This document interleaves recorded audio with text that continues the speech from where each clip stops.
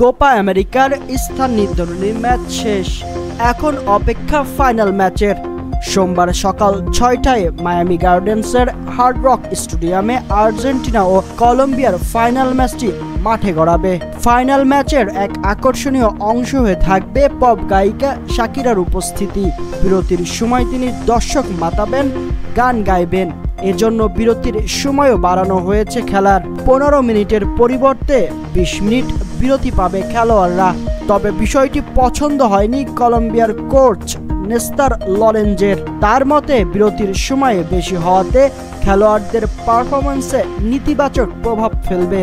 দক্ষিণ আমেরিকার ফুটবলে আর্জেন্টিনা ব্রাজিল ম্যাচ বিশ্বব্যাপী ফুটবল ভক্তদের যতটা আকর্ষণীয়, অন্য ম্যাচ ততটা নয়। তবে এবারের কোপায় কলম্বিয়ার পারফরম্যান্স সকলকে অবাক করেছে। ফলে আর্জেন্টিনা কলম্বিয়া ম্যাচ আকর্ষণীয় হবে বলেই বলা যায়।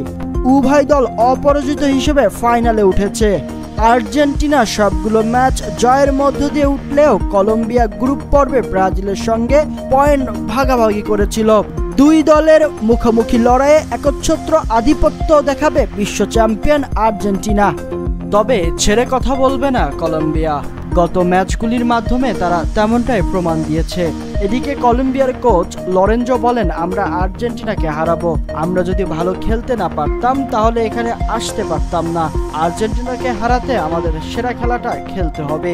আলী আম্মার, পাওয়ার 24।